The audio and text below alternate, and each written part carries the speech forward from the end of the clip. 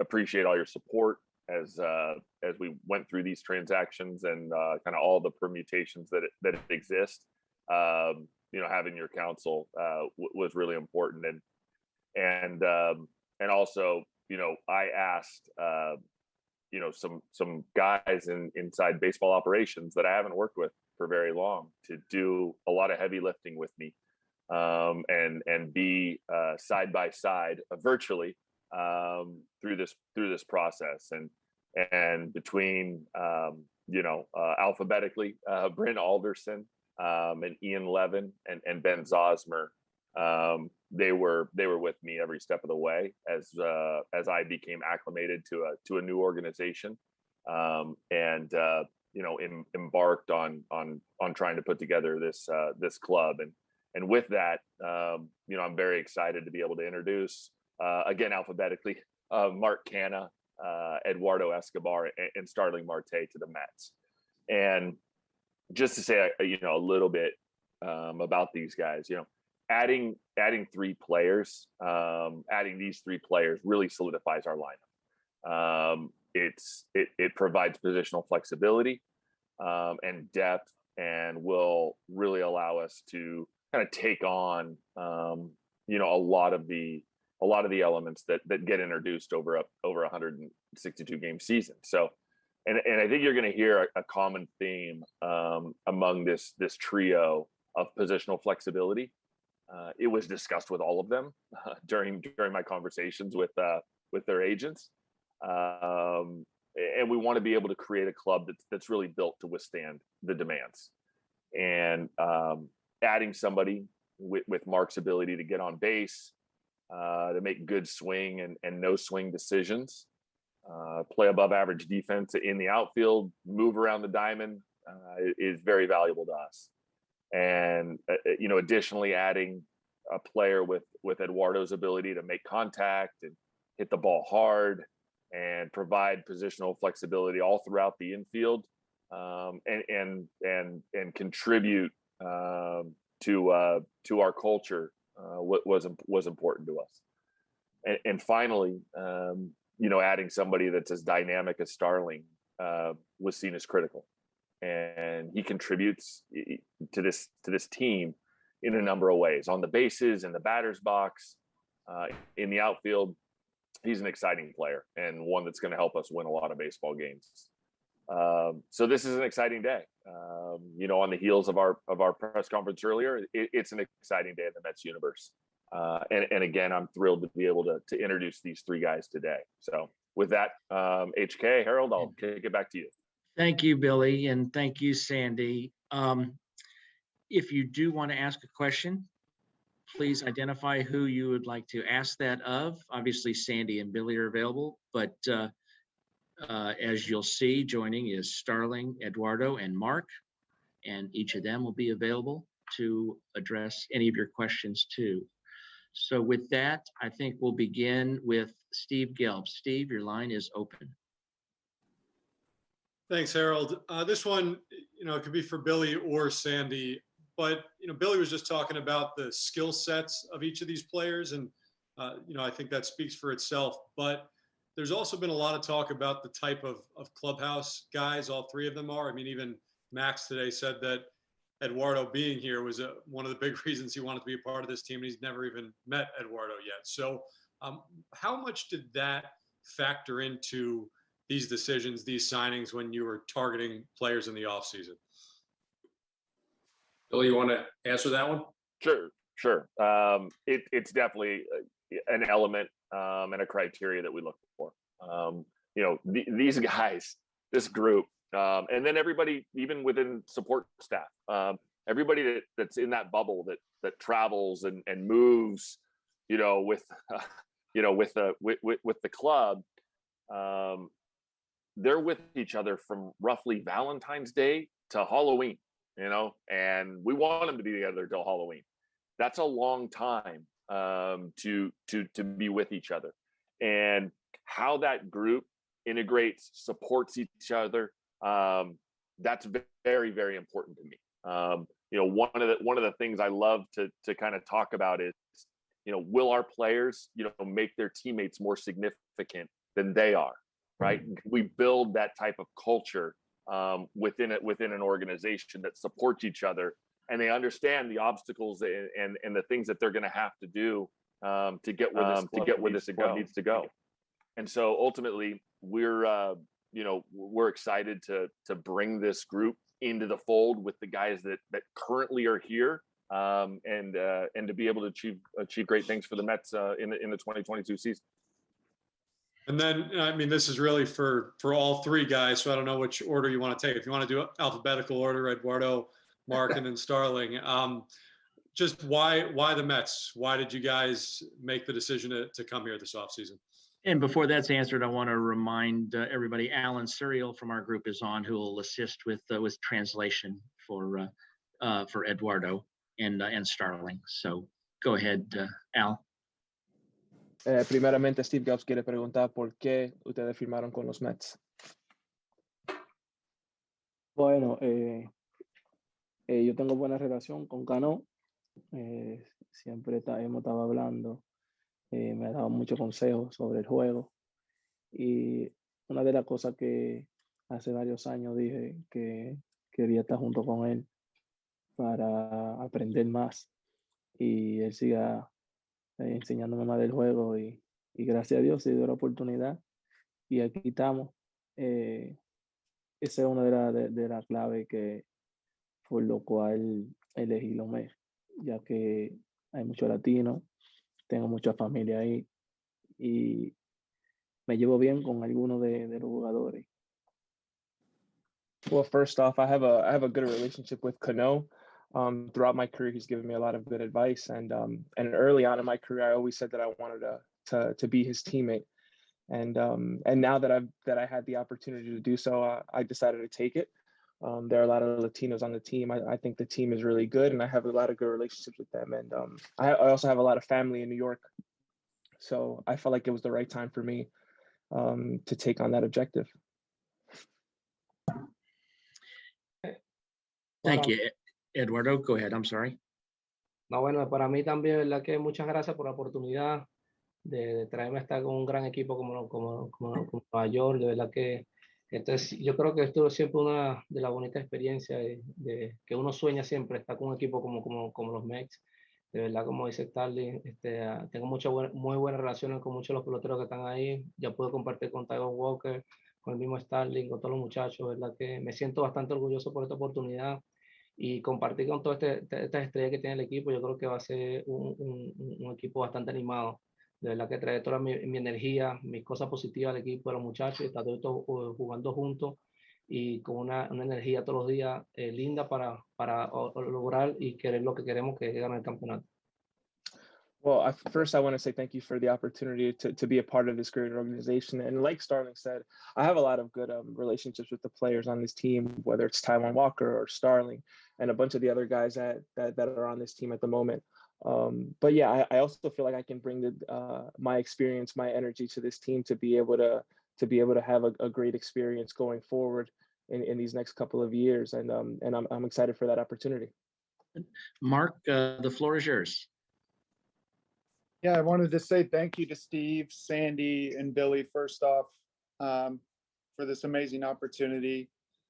I'm very excited, and why the Mets? And it's just the Mets because I think it's nice to feel wanted, and the Mets made it abundantly clear that they wanted me, and they demonstrated that in various ways, and I think I was ready for the big stage, and New York's a big stage, and I want that big stage and to show the world what I can do. And yeah, I kind of got the impression that the Mets were going to be going for it, and I wanted to play for a competitor, and I liked everything I was hearing from Billy and Sandy every time we talked. So I'm very excited, and my family's very excited to be in a place like New York as well. My wife and I are very much city people, and we're looking forward to being in New York and playing for the Mets. Thanks. guys. Next question will come from Tony DeComo. Hey, everyone. This is for whichever player wants to answer it. You guys all signed within a few hours of each other. Mark, I know you just mentioned, the vision for this team. I'm curious, how much you were aware of the other things that were going on while you were negotiating, and obviously Scherzer signing very shortly after. Just how much you were aware of how many new players, new faces were going to be pumped into this roster pretty quickly. Yeah, not at all aware of what was going on in the background. But once I found out, it was instantly like, started getting energized, started feeling it. And yeah, I mean, that was an amazing day. And it was just one that I can't stop smiling when I think about this opportunity. And I'm just so excited I played with Starling last year in the second half. And I've played against Eduardo as well. So when I saw those names, I was like, okay, we're cooking a little bit here now. And it was cool. I mean, I'm kind of used to a little bit less exciting off seasons as well with my previous team. So yeah, it was just kind of crazy. It was all very new for me and very exciting. Alan? Ustedes los tres firmaron entre horas de cada uno. Ustedes tuvieron esa información que tanto movimiento iba a procesar, y después también ustedes esperaban que iban a hacer una adición como Max Scherzer el lunes. No, Bueno, en realidad no. Yo estaba en Europa en vacaciones y mi abogado comenzó a llamarme, a escribirme, y todo lo que me dijo fue positivo. Como dijo Cana, jugué con él el año pasado en la segunda mitad, y la verdad que el talento que tiene es increíble. Siempre está en la base, siempre está juiciando a llegar, siempre está un tremendo jugador. Jugué también con Escobar y me enseñó muchísimo. El tiempo que tuve en Arizona fue maravilloso. Siempre está con ánimo el muchacho, y esa es una de las piezas clave que nosotros venimos a brindarle a aquellos muchachos jóvenes que todavía le falta mucho para aprender. Pero me sorprendió mucho cuando vi la noticia del pitch, ese gran caballo que estaremos ahí compartiendo ese Clubhouse y el estadio. Y la verdad que trajeron un pitch para darle un poder al equipo y salir a competir todos los días fuerte. No, to be honest, I wasn't expecting there to be that many moves so fast after Eduardo agreed to the deal. He reached out to me, and we were talking a little bit about how excited he was. And speaking about Cano, and just learning a whole bunch from him last year in the second half, just seeing how he gets on base, seeing how he hustles every play, and just learning from the both of them. They're both tremendous players. I feel like we can bring a lot to that team, to a lot of the young players that are still there that still have a lot to learn, and being able to be a guide for them. And in regards to Scherzer, to the Scherzer signing, I wasn't expecting that. And when I saw that, I was excited to be able to be in the same clubhouse as that great pitcher that he is, and just so he can reinforce that rotation and really lead us to great things. And for Eduardo? no, para mí de verdad que todavía no tengo ni palabras para mencionar lo alegre que estoy de esta oportunidad. De verdad que los últimos días han sido unos movimientos bastante movidos. Los peloteros que han traído, verdad que yo creo que vamos a hacer una buena química en el equipo con lo que hemos tenido, verdad, para uno como pelotero profesional, uno tiene que sentirse orgulloso del trabajo que ha hecho la oficina de juntar tanto talento bueno en un solo Clubhouse, y eso yo creo que ese es parte del secreto que va a tener este equipo este año, de que nosotros podamos brindar esa energía y brindar con esa combinación de los peloteros veteranos con los peloteros jóvenes. Yo creo que de verdad que cuando vi también la noticia de que estaba Starling Marte y ahora Scherzer aquí, de verdad que, mira, todavía no lo creo, verdad, me siento tan alegre, y yo creo que este año va a ser un buen año para nosotros, porque vamos a brindar toda esa experiencia que tenemos todos y ligarlas todo. Yo creo que va a ser un buen momento para todos nosotros, y de verdad que yo creo que la oficina ha hecho tremendo trabajo y hay que felicitarlo por eso. To be honest, I can't even express how happy I am with all the moves that the team has made from the very beginning. First, I saw the Starling move, and then I saw Scherzer, and it's just I feel like it's going to be a tremendous chemistry that we have in that clubhouse. Where it's going to be a mixture of a lot of veteran guys, a lot of young guys, to be able to bring that energy and that experience to be able to go forward, to be able to win a lot of games, and yeah, I just still can't believe it that we signed Scherzer at this point, but the front office deserves a ton of credit for all the moves that they've made so far. Thank you. Thanks to all three of you. Tim Healy will come to your line next.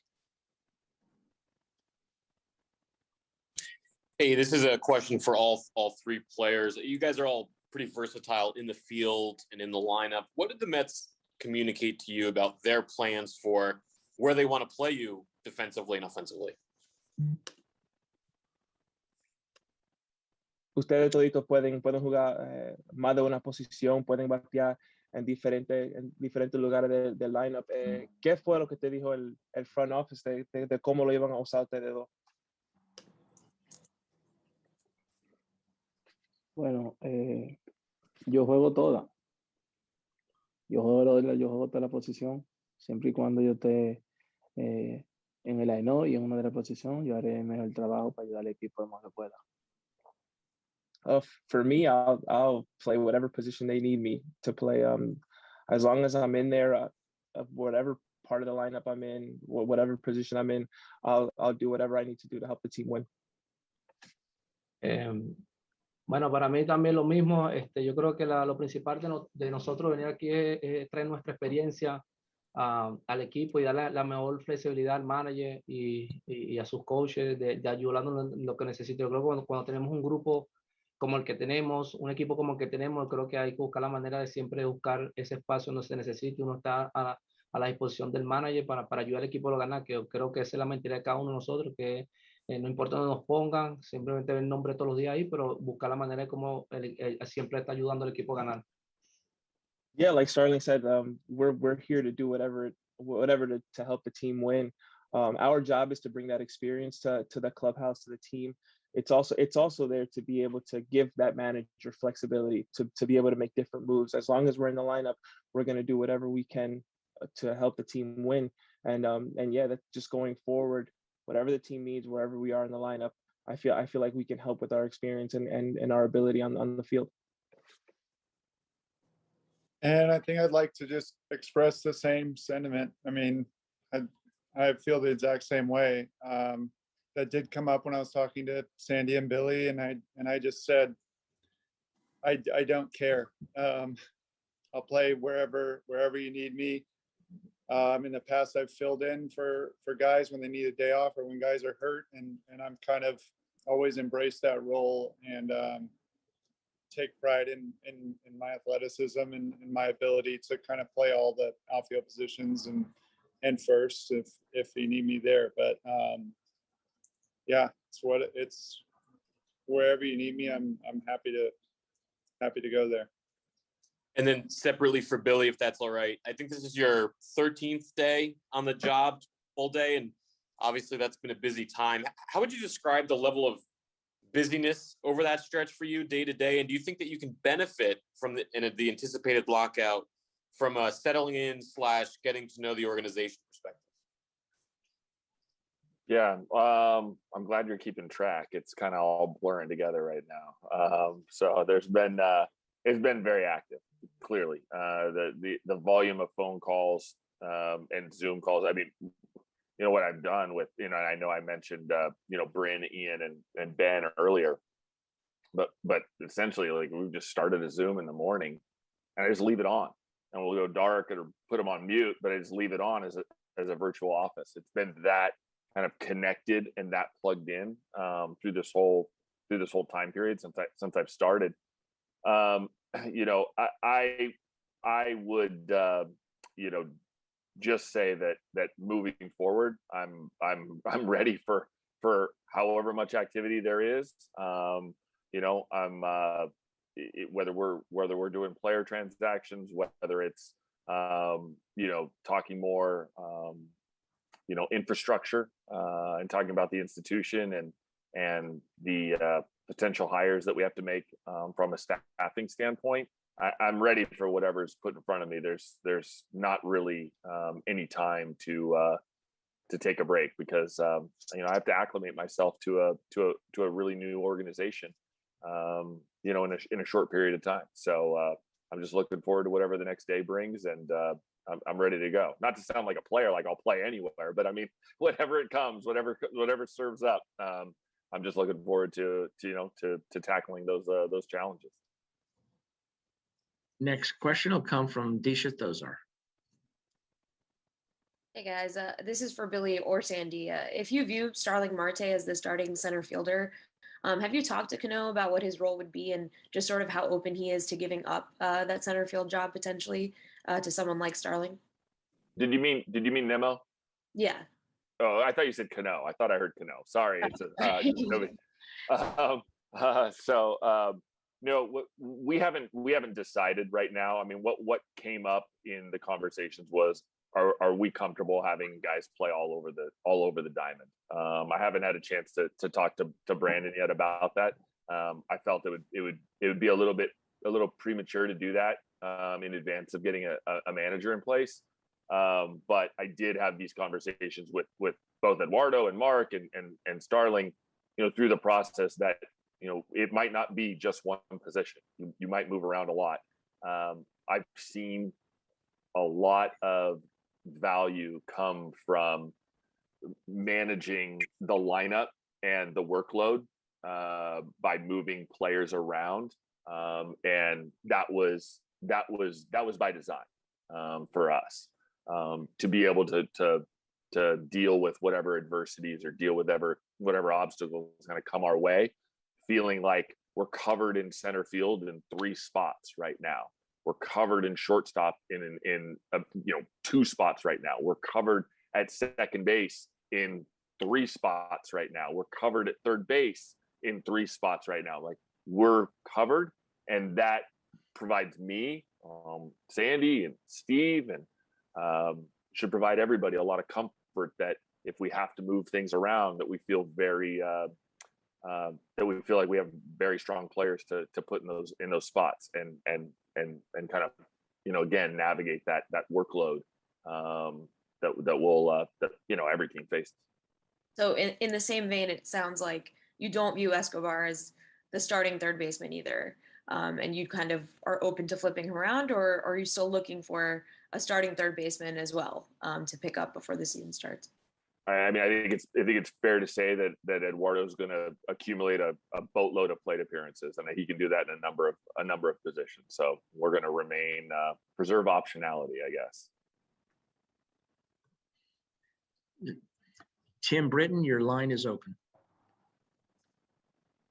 Hey, Billy, kind of going off those lines, you mentioned you've seen that value in managing workload that way. How differently have you thought about kind of having that versatility and positional flexibility over the last couple of years? It seems like it's grown in popularity across the sport the last few years.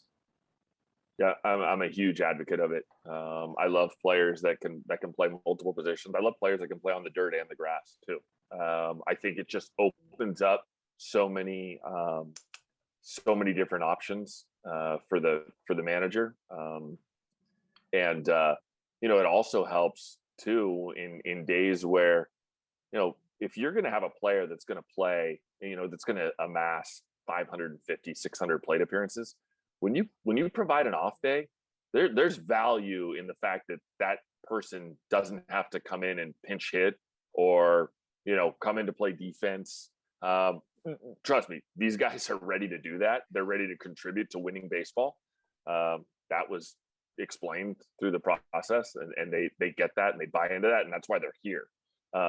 But it is still nice to be able to provide an off day for somebody that maybe has just played 11 in a row or 14 in a row, and maybe that's been sandwiched between 2 road trips, and we've had to go west and come back east. And if we can do that and feel good about the names going in, I think that's going to serve the club well moving forward.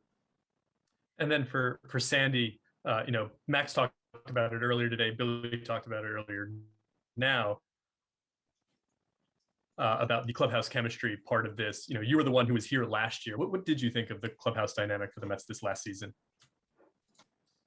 Yeah, it's a good question. I think the dynamic changed during the course of the season. And that's not unusual when a team is generally winning versus a period when they're not as successful. So I think, look, we had a lot of new players last year. We're going to have a lot of new players this year. And what I'm hopeful is that those who were new last year have become more comfortable and accommodating of the demands that are placed on them in a place like New York. But with the 4 players that we have coming in that we've identified to this point, I think they're going to add immeasurably. We talked about Max's contribution earlier today, but I think these 3 guys are going to have just as big an impact. And as Billy said earlier, makeup was a consideration, a significant one. And so these players are very dynamic, exciting, and are producers. But at the same time, we think they're going to be great citizens of the clubhouse as well. Thank you, Sandy. Ken Davidoff will come to you next. I just wanted to follow up with Mark. Mark, you mentioned the efforts that the Mets made to express their interest in you. I was wondering, was there one gesture or action that stood out? Yeah, they actually, Sandy and Billy came out to see me in person, and nobody else did that. So that was big for me. I didn't think much of it at the time, but then after the meeting, I was like thinking, man, I'm really glad they did that, because I don't really know anything about the Mets. I don't think I've ever played a game against the Mets in my career. Personally, the A's might have, but I think I missed those games. So it gave me some really good insight, and it just made an impression on me how much they were talking to my wife just as much they were talking to me, and it very, very much felt like a kind of like a family, and they really cared about my wife being there and reassuring her about everything the organization has to offer and all that. So that just really, like, kind of, I would say the Mets may not have been the favorite before that meeting, and then after the meeting they were like kind of one of the favorites. So it was the fact that they were the only team that did that was pretty cool, made a big impression, and showed me a lot. And when did that meeting happen, Mark? 2 weeks ago, guys. It was on a Monday. It was on Sandy's birthday. He jumped on a plane. Sorry, Sandy. I'm sorry. He jumps on a plane. He jumps on a plane in Florida, flies to Phoenix, meets me in Phoenix. I get the better end of the deal, right? I'm like 45 minutes away. Then Sandy jumps back on a plane same day to fly back to Florida on his birthday. So yeah, full commitment there. Yeah, sorry, my agent texted me. Sorry, my agent texted me and said, "Hey, I'm like driving to the meeting," and he goes, "Hey, by the way, it's Sandy's birthday, so wish him a happy birthday." And me and my wife are going, "Oh my God." So that was last week, right? Thanksgiving week. Monday. It was a Monday before Thanksgiving. Yeah. All right. Thank you, and happy belated, Sandy. Hey, one of my better birthdays. Andy Martino, your line is open. Billy, I got 2 questions for you. One is, are we at the point now at 6:30 tonight where are like conversations between clubs and agents really slowing down generally? Do you sense, just because people are anticipating what could happen at midnight, are we in that phase now where it's slow, or trade talks in particular still going on generally? The second question is about the versatility.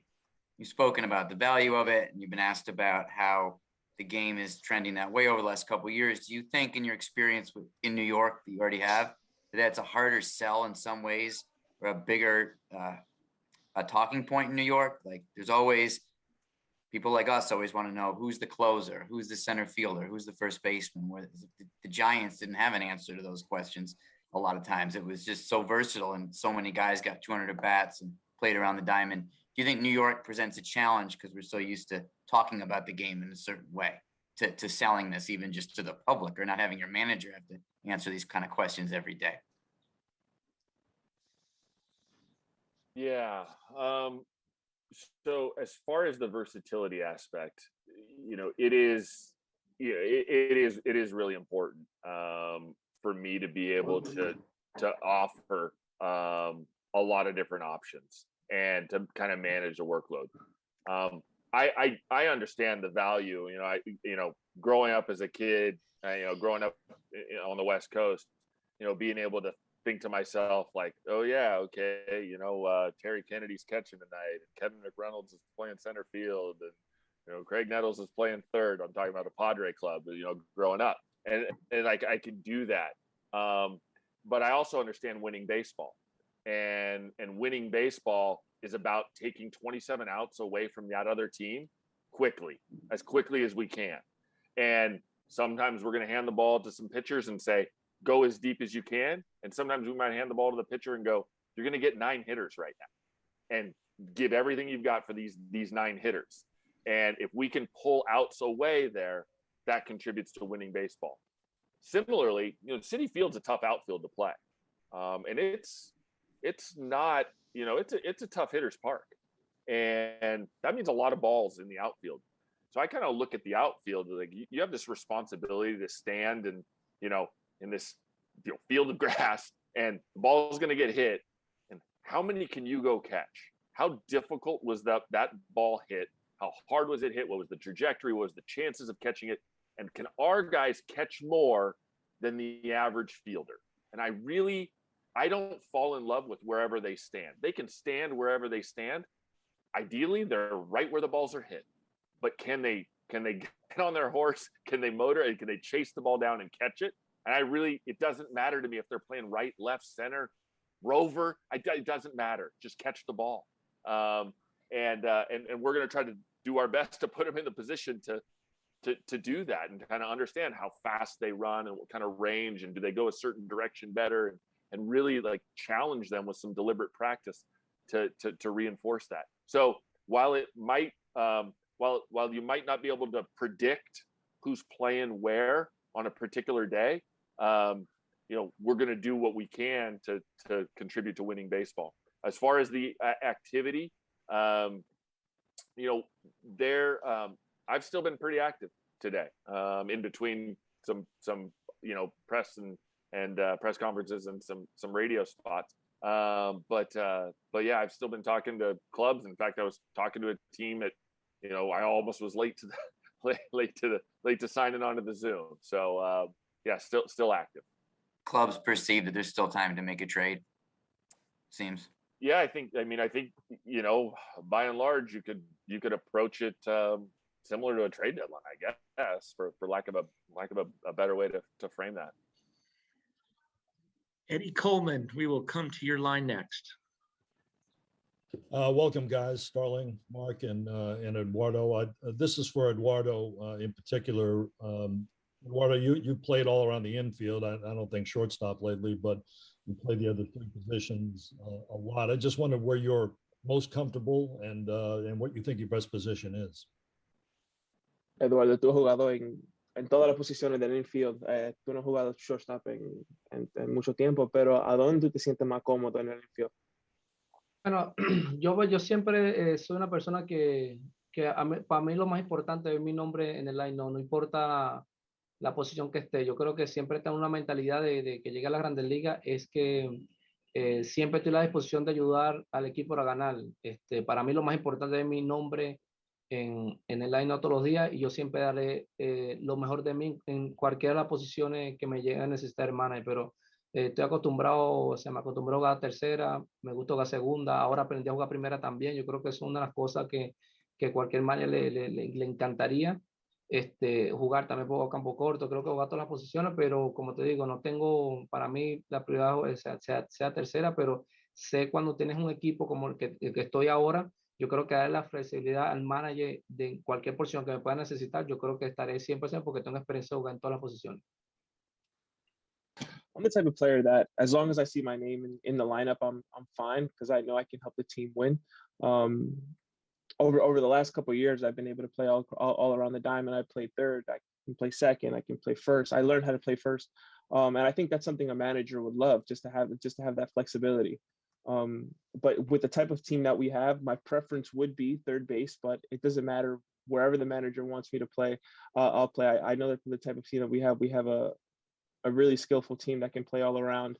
And yeah, that's all I want to do. That's been my goal since I first got to the major leagues, is to play wherever they need me. And as long as I'm in the lineup, I know that I can produce for the team. Thank you.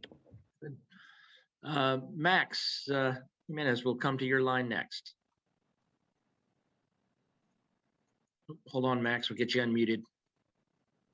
Can you hear me? Can you hear me? Yep, go ahead. Ok, hola, buenas noches. Max Pérez Jiménez de la cadena en español de los Mex de Nueva York.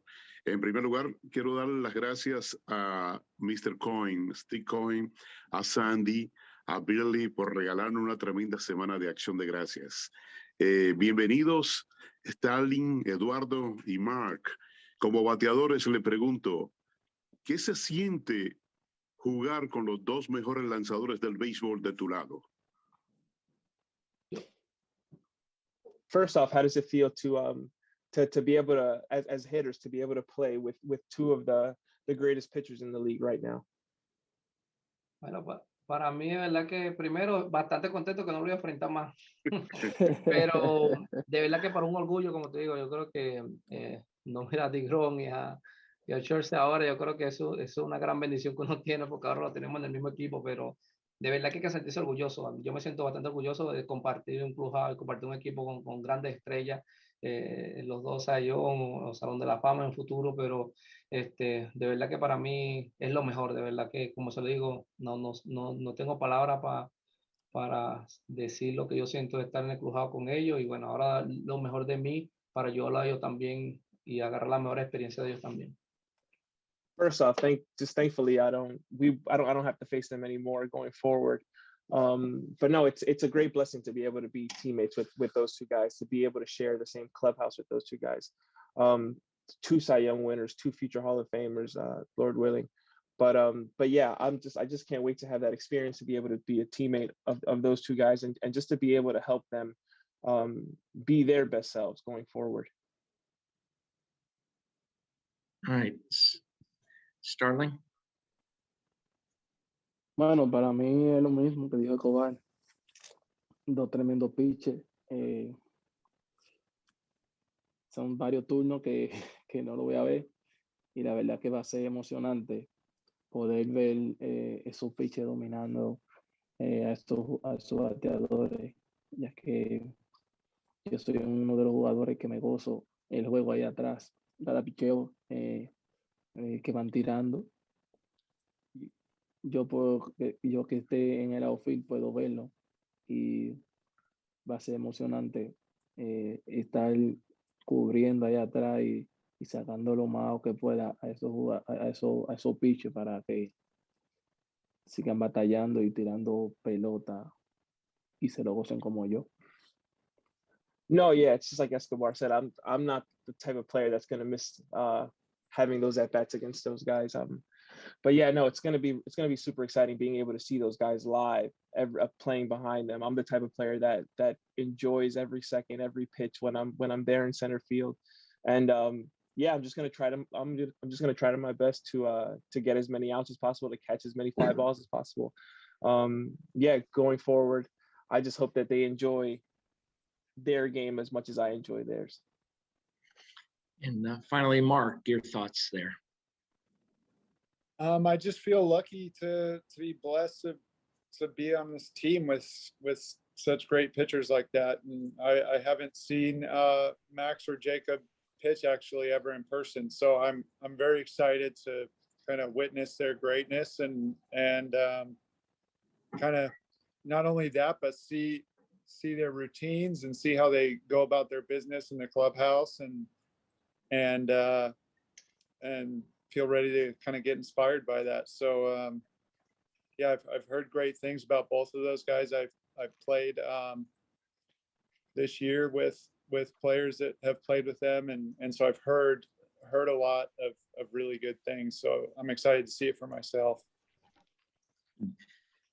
Next question will come from Jake Seiner.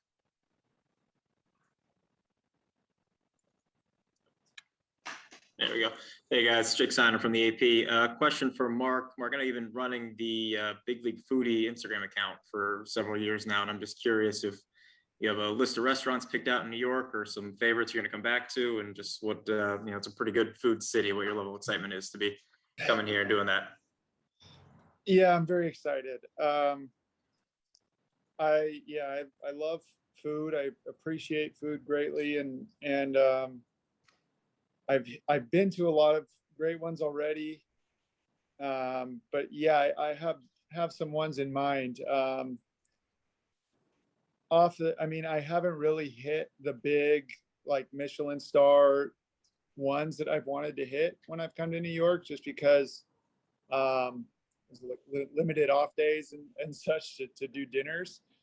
But per se, 11 Madison Park, La Bernardin are on my short list, and not just the fancy ones. I like everything. So I think this lesser known restaurants, off the beaten path ones, I'm going to need some help with those from the fans and from people. So yeah, but I can't wait to dive in, and it's overwhelming. I mean, everyone's already telling me where to go eat on Twitter and stuff, and I'm like, I can't. It's too much noise. I can't keep up with this on Twitter. But I'll figure out something. I'll figure out a way. I got to get going on that though. Mark Sanchez, your line is open. Hey guys, I'm Mark Sanchez from the New York Post, and I want to follow up on Starling, and thank you, Alan. I want to follow up on Cano. Did he recruit you at all during this process? Have you talked with him recently? Él te quiere preguntar de Robinson Cano. ¿Tú hablaste con él antes de firmar o tú hablaste con él después que firmaste? No, mira qué casualidad que no hablamos antes de, por qué razón, no sé, pero él es uno de los primeros que siempre me llama, me escribe y mira, estamos tratando de firmarte, pero tal vez no lo hizo porque sabe que no tenían gerente lo primero y no se sabía, pero desde que firmé, él me llamó, me escribió y como siempre, a la disposición a lo que yo necesite y por eso.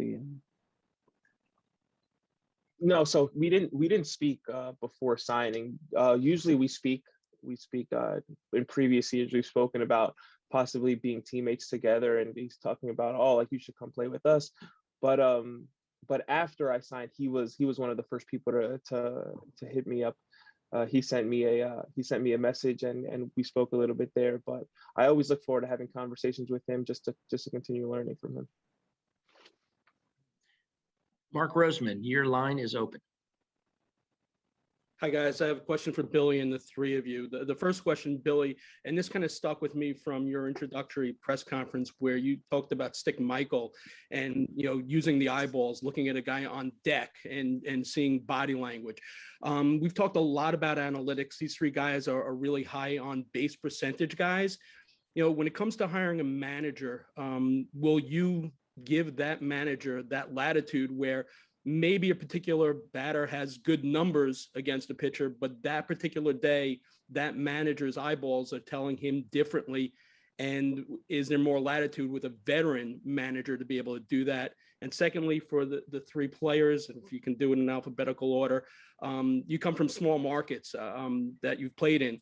Have you spoken to players that have played here in New York, and what extra baggage comes with that, and how are you guys equipped to deal with that? Thanks, guys. You want me to go first here? Yeah, please, Billy. Okay. So thanks for the question, Mark, and appreciate you acknowledging Stick. Very impactful, mentor for me in my developmental years, right, in professional baseball. And so, I do value, when a batter steps in the batter's box, the ability to make good decisions on swing and no swing, right? So you have a decision to make every single pitch you see. And ultimately, it's not driven by pitches per plate appearance or walks. It's really driven by decision making. And if they make good decisions and people that have, a high degree of concentration and a high degree of focus, and I think that's what I alluded to in that introductory press conference, is people that have that high degree of concentration and focus, tend to make better swing, no swing decisions. And there's the result when you step in the batter's box. The result, that's the process, the swing decisions, right? But the result is you either go on base or you go to the dugout. And so if we can keep people on base and kind of keep a conveyor belt going, that's just the more run scoring opportunities that present themselves. As far as how that plays with our manager, that manager will have the latitude to make those decisions and make those assessments. I like to look at the involvement of information, and we can step back 30 years if you want, 20 years, and before a lot of some of the predictive analytics integrated, there were still things that managers were looking at to kind of help guide the decision-making process. Some of those tools have become more formalized, have become better studied, have been, better practiced. Those processes have been improved. And so you can use those to kind of create a map. But a map, I like to look at a map is maps, not the territory. So a map is this reduction and says, all right, if you're walking this path, here's an angle you can take to get to where you want to go. Well, what do you do if there's a tree that fell, right? What do you do if there's a forest fire, right? You can't take that. You can't go that way. So you have to have adjustability. And that is where the art comes in to managing a baseball game, putting a lineup together. That's where the decision-making comes into play. And, you'd love to play odds, right? We all love, there's a huge city in the desert that was built on odds, so we want to play odds, but there's rationale behind maybe not playing that odd at that particular moment in time. And that's what you entrust your coaching staff to be able to kind of filter through, in game. Sorry for the long-winded answer, but I thought it kind of merited some explanation behind it. So that's how we want to look at it. Thank you, Billy. Alan, if you can finish off for the guys the next part. Yeah, ustedes tres han jugado en ciudades pequeñas con los equipos que no tienen tantos reporteros, tanta prensa. Ustedes han hablado con otros jugadores que han jugado aquí para consejo y para poder navegar en una ciudad como Nueva York. Bueno, no, en realidad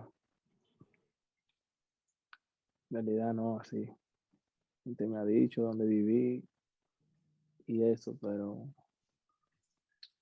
no. No, to be honest, I've never asked about it. Some guys have told me what's a good spot to live or things like that, but I've never bothered to ask about the big city and the baggage. ¿Cuál fue la pregunta que hicieron? Que tú has jugado en una ciudad pequeña sin muchos reporteros, sin mucha atención. Ahora que estás jugando en Nueva York con tanta atención, tú has buscado consejos con los jugadores que han jugado aquí.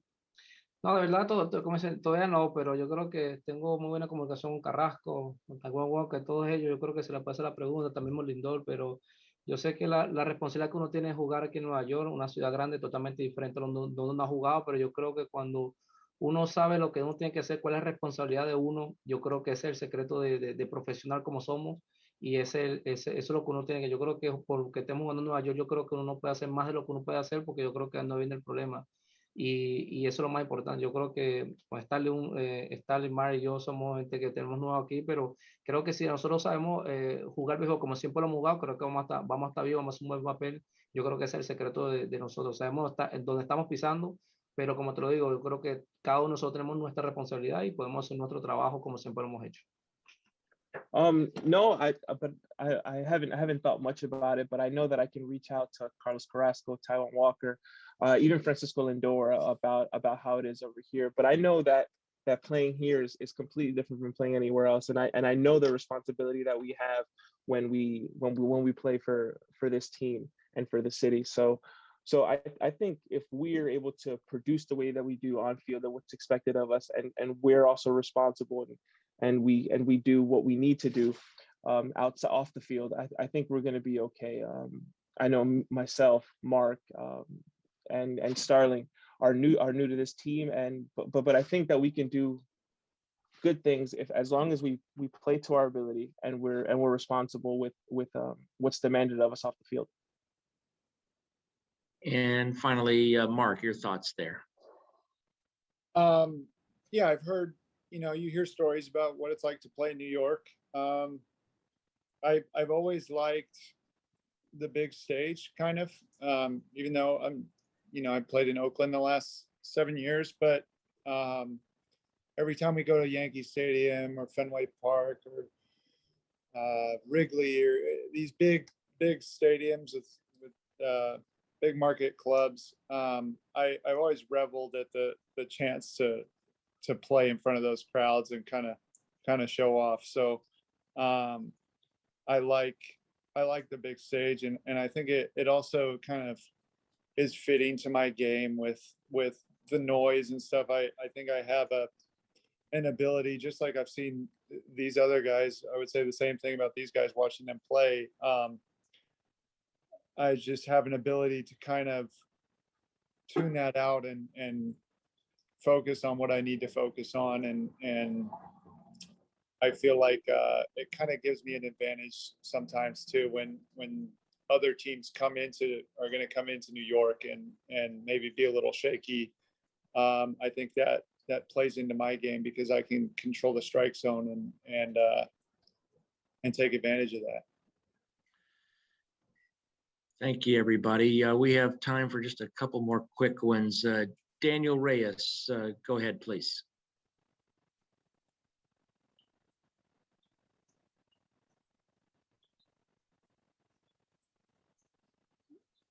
Nope, need to unmute, Daniel. There you go. What about now? It's good? Good. All right. Stanley, Escobar, felicidades por jugar en una gran ciudad tan grande como lo es Nueva York.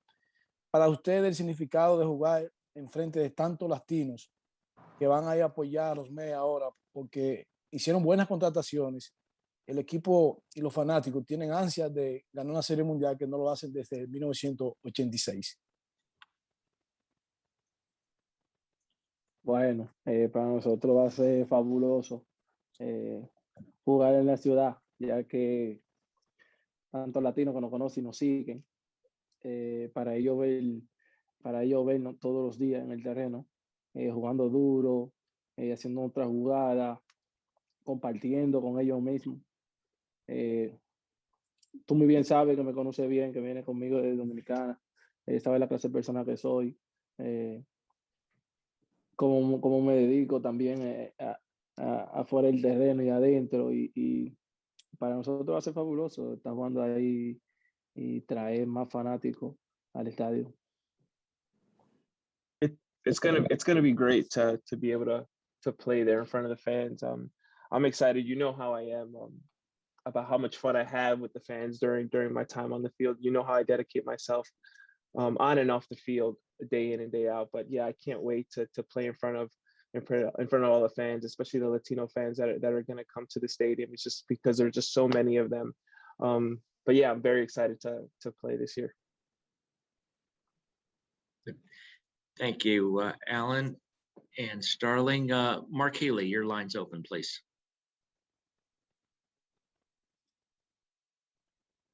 Nope, go ahead and unmute, Mark.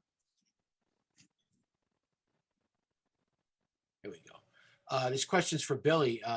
First of all, welcome to New York again.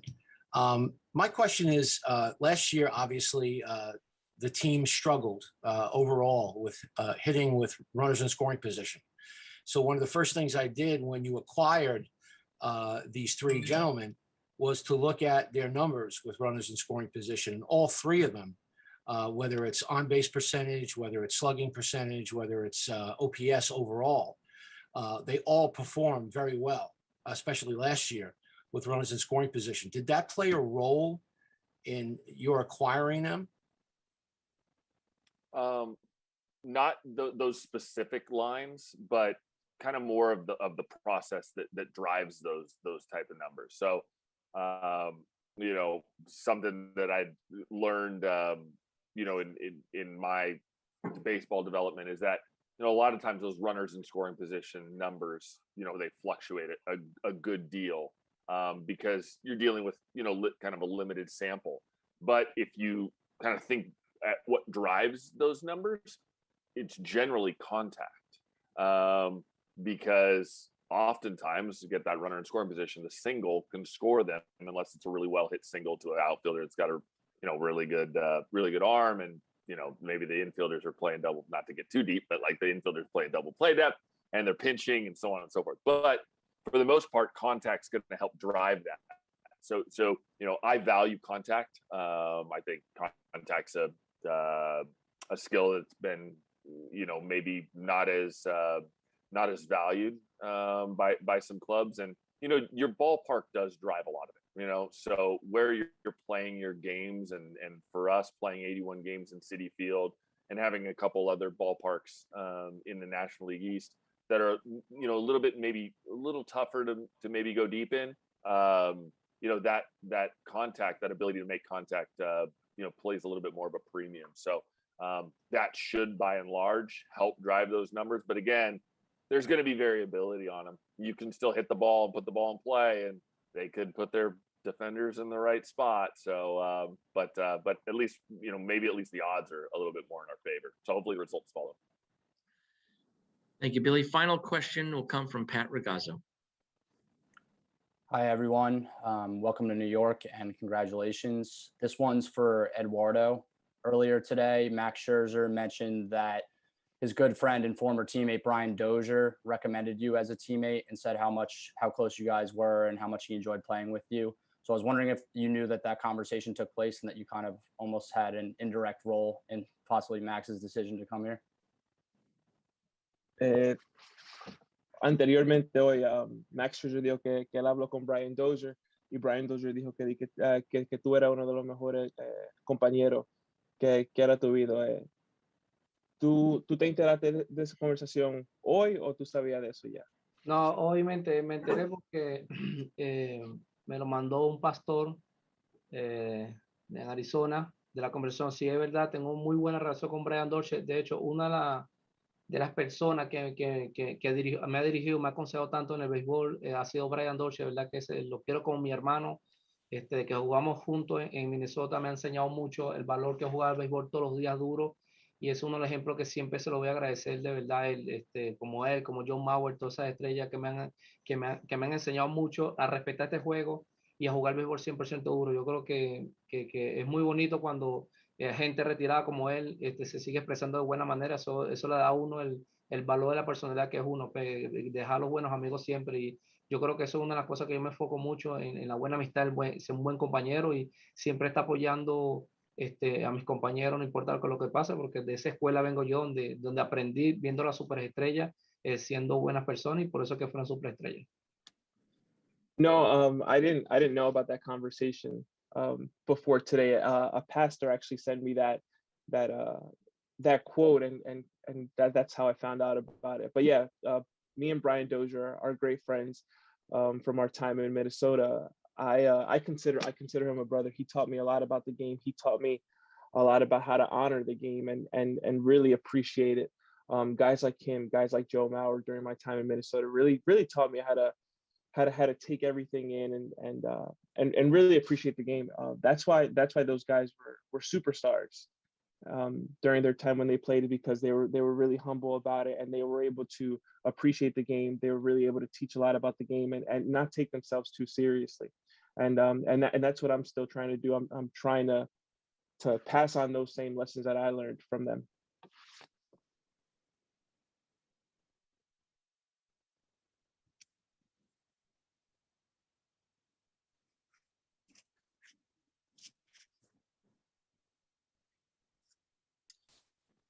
Mark, Eduardo, and Starling, thank you. And again, congratulations, welcome, and appreciate your time with us this evening.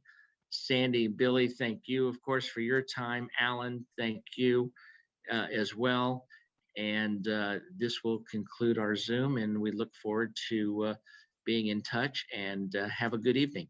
Thank you, everybody. Thank you. Thank you. Good job, guys. Thanks. Good night.